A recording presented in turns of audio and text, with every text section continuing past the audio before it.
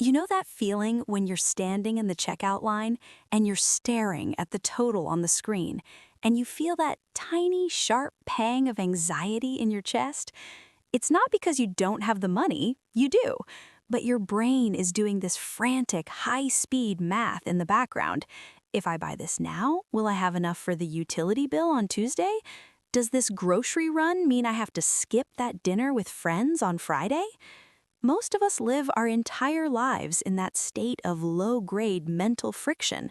We've been told by the gurus that the only way to escape it is to hit the $1 million mark, or maybe to land that elusive six-figure salary, but they're looking at the wrong map.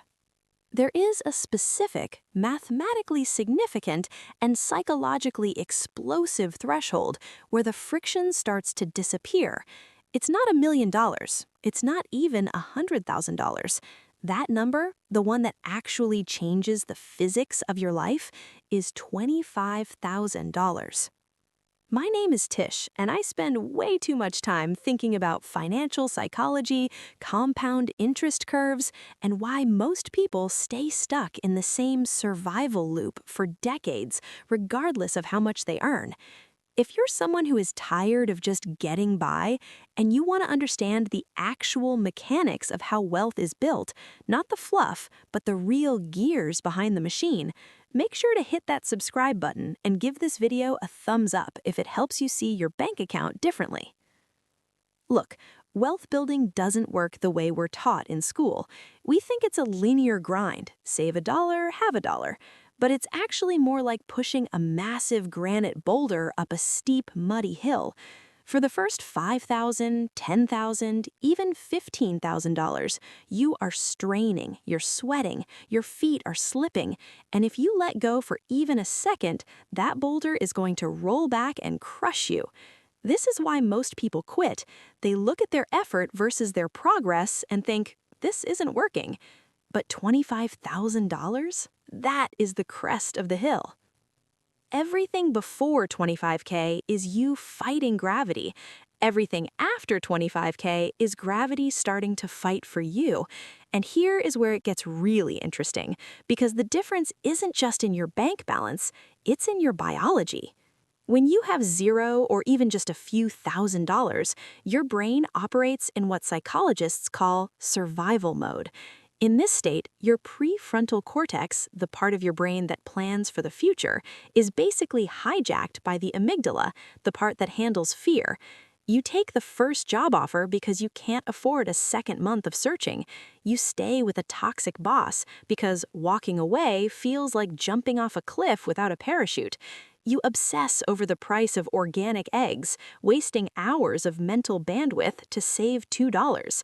You're trying to plan a 10-year journey when your shoes are on fire.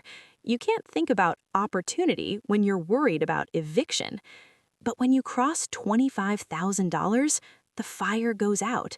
Research from Vanguard actually suggests that even having a small buffer, like $2,000, increases your financial well-being by 21%.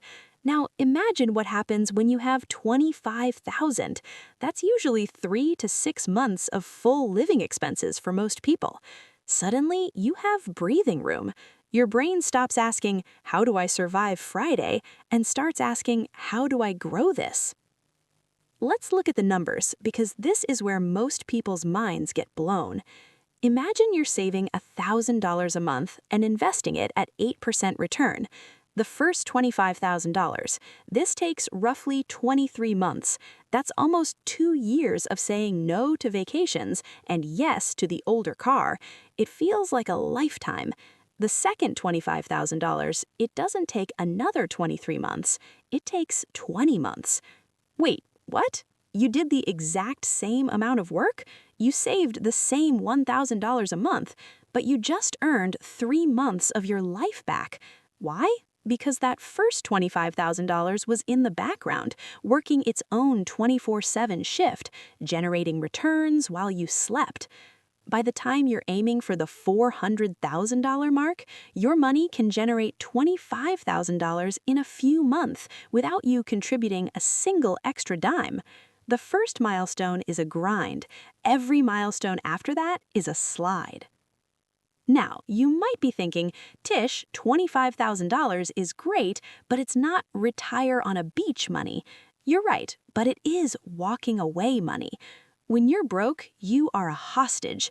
You have to endure the unreasonable demands, the late night emails, and the lack of recognition because you are one missed paycheck away from disaster. But with $25,000 in the bank, your demeanor changes. You're not desperate, you're dangerous to a bad employer.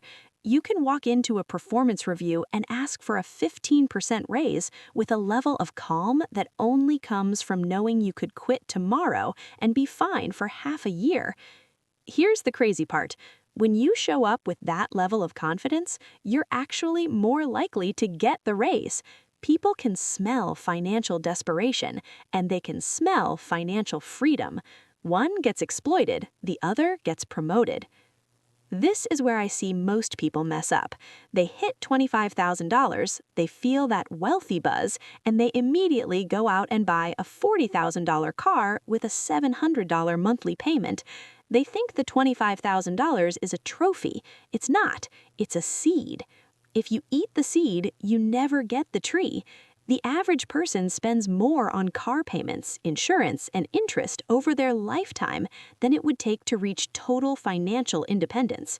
We are literally trading our freedom for a leather-scented status symbol that loses 20% of its value the second we drive it over the curb.